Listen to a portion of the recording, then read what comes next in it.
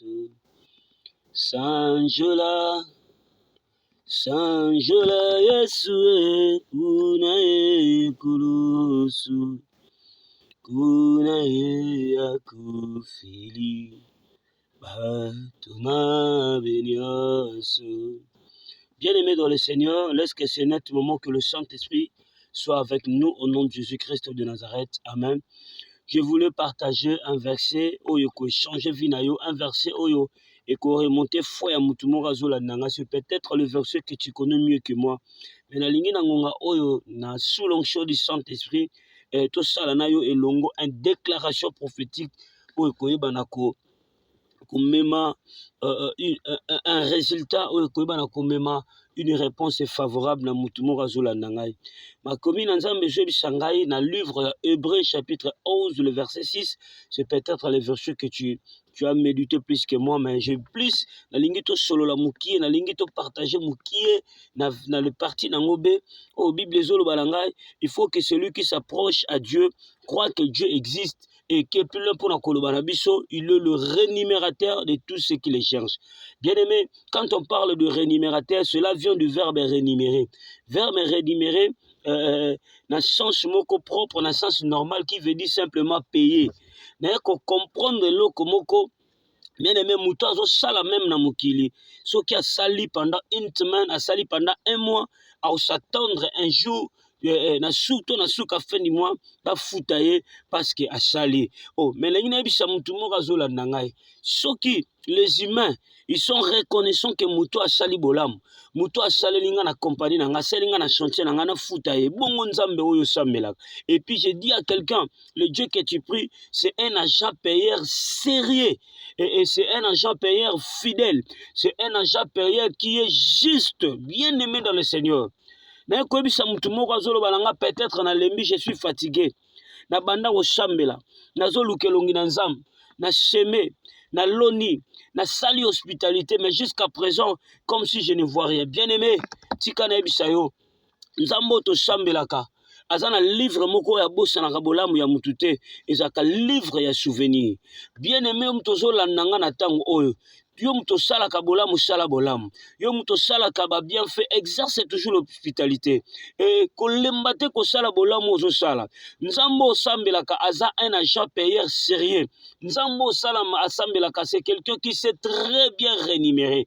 Oyebi bien aimé, ce qui ozela muto mokila futa yo comme il se doit être. Au foot yo salaire oyo kopé ce 5 mois vite. Mais le Dieu que tu pries quand il va te rémunérer, au peso salaire oyo kopé ce 5 au peso salaire oyo kopé ce kimia, au peso salaire oyo kopé ce consolation. Oh nazo sakola likola mutu moko azolanda ngai. Nazo sakola likola mutu moko oyo sala bolamu pona nzambe. Asala bolamu pona évangile. Bien aimé, l'évangélisation que tu fais, l'évangélisation, l'évangile que tu es en train de faire, bien aimé, Dieu ne laissera jamais inaperçu. Dieu ne sera jamais muet. Oh, je prie au nom de Jésus. Salaire ya mutu moko zo bimakala mingi tawa. Oh, nazo sakola likola mutu moko azolanda ngai. Nazo sakola likola mutu moko asala kabolamu. Nazo sakola likola mutu moko asala kabolamu pona kombo ya Yesu Kristo wa Nazareth. Nazo sakola pona mutu moko asala kabolamu asala ba bien fait à cause de l'évangile. Asala ba bien fait à cause de l'hospitalité que tu as exercée. Oh, na sakola likola vina yo. Ya na salaire moko ya lo lezo bima pona vina yo. Ya na salaire moko ya lo les yeux dans nzela na yo. Eza na salaire moko alo le linge kuta na yo. Eza na salaire moko alo les yeux na maboko na yo. Et puis na zo sa mutu moko salaire alo la tango yaka e yaka na consolation. Salaire alo la tango yaka e yaka na kimia. Salaire alo la tango yaka ça vient pour du bon. Salaire alo la tango yaka, ça nous donne la paix tout au long de notre vie. Oh bien-aimé, vous savez, Abraham, étant Nzamba la kaki qui n'a qu'au foot à Isaac, Abraham a qui dépaysé. Mais Moukola Zwaka Isaac, et nous avons compris, c'est de Abraham que Israël, tribus bien Israël, Kobota, Matala salaire yalola. Oh bien-aimé dans le Seigneur, toi qui fais du bien, Dieu, il est le rémunérateur. Azam fouti malam. Maman Zolandangai, Papa Zolandangai, le nom de Jésus que tu confesses. Le nom de Jésus que tu pries, le nom de Jésus que tu adores, c'est un travail que tu fais pour le royaume des cieux. Peut-être d'église, peut-être tu as aidé l'évangile à tu as aidé l'évangile et conservé, tu as aidé les gens, l'évangile pour que le royaume des cieux est comme un être. Bien aimé, c'est le travail que tu as fait. Et peut-être tu intercèdes dessus pour ton pays, peut-être tu intercèdes pour les gens. Pour que le royaume de César la remplit. Bien aimé, c'est le travail que tu fais. Et quand tu fais ce travail, il y a un observateur qui te regarde. Il s'appelle Jésus. Azotala yo na bokebi. Azotala yo na limemia nyos. Et puis, tant que yo, azo noté une fiche de cote. Il est en train de te coter. Azo côté yo. C'est pour cela, à tout mon côté, je te rassure que le Dieu que tu pries, Moussalanyo so mutasala razela ralifuti. Yango Bible sabiso, il est le rémunérateur de tout ce qui les charge. Je dis à quelqu'un, salaire ya lole kobima pona yo. Oh, azo mona déjà fiche salariale à mutumoko zo utalola. Oh, le royaume des célestes, ebi ko futa. Nzambo to sambela ebi ko futa malam.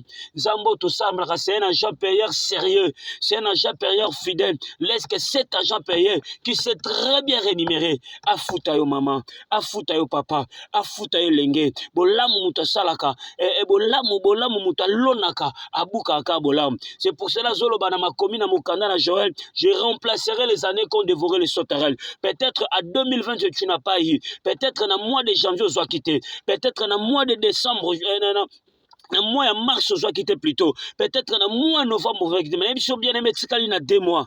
Il y a quelque chose que tu dois recevoir. Salaire, il y a l'eau, les autres, le Dieu que tu pries va te payer parce que c'est un agent période sérieux. On a un peu la Nicolas Moutumo, on a bisaye. Nzambo Sambela Kaleki Bolam, il va te payer. Ma bolongo oyo buka, ba sacrifice oyo shala. C'est le travail que tu fais pour le royaume des cieux. Pendant que les autres, magie, toi tu es en train de travailler pour l'intérêt du royaume. Oh, je prie, Lola.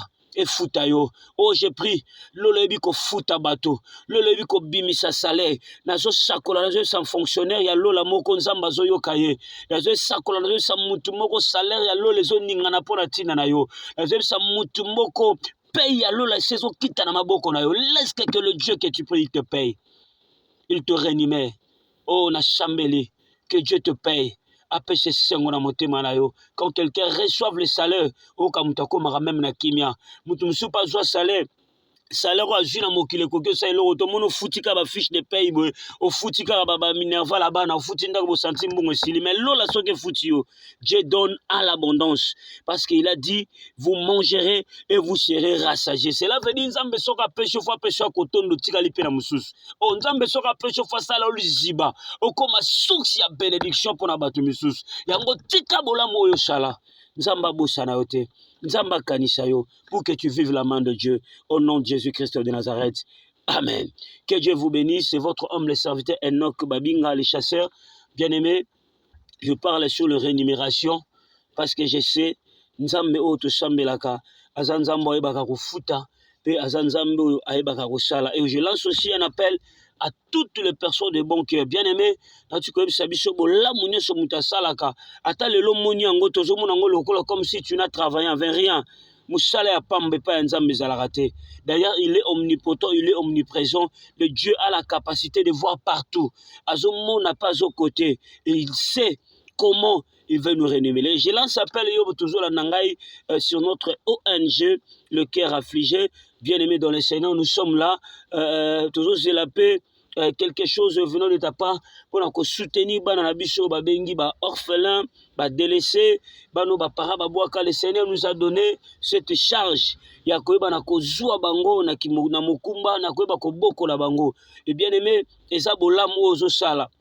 Eza travail ozo sala. Et je sais, Nzambo ya futaka, il ne manquera pas de te payer, il ne manquera pas de te bénir, il ne manquera pas de faire quelque chose dans ta vie. Je laisse cet appel, Yom Togola Nabiso, de loin et de près, ceux que l'Ignokota contact Nabiso, nous sommes sur l'avenue Matadi, numéro 3, et si au Komona, il y a l'orphelinat qui est là-bas, le cœur affligé, passe par là, ceux qu'on commune à Kintaku, na Kitsaku précisément aujourd'hui obi nazokende na Kisenso na moto me mayoti même mutu ke kokoma tu na venir route chemin Madimba soko tunika venir Matadi c'est pas loin, c'est le deuxième avenue okokota wana okokuta biso. Peut-être tu peux manquer le numéro, notre numéro c'est plus 243 89 50 79 749 plus 243 89 50 79 749. Nous avons beaucoup de difficultés qu'on ne peut pas tout dire ici. Yaka sur place, Yopoza Mushika, Olingo Kota Kota, ça c'est mon numéro. N'hésitez pas de nous appeler au Shungabana Oyo. C'est le travail que tu fais et c'est que le Dieu du ciel, il va te rémunérer. Que Dieu vous bénisse. Partagez, fais ça une large diffusion. C'est aussi la façon pour toi d'évangéliser. C'est le travail que tu es en train de faire. Abonnez-vous massivement sur notre chaîne YouTube Enoch Babinga TV. De temps à autre, vous aurez des prières, des déclarations de lave, et vous aurez des révélations de la part du Seigneur. Abonnez-vous massivement, faites liker, ça la partage la vidéo. Nous avons posé à toi atteindre abonné PBL, mais tout ça c'est la façon aussi d'évangéliser, parce qu'à chaque moment il y aura des messages, à chaque moment il y aura des prédications, à chaque moment il y aura des laves, des prières, des défis. C'est pour cela, fais ça, un truc like, que le Seigneur vous bénisse.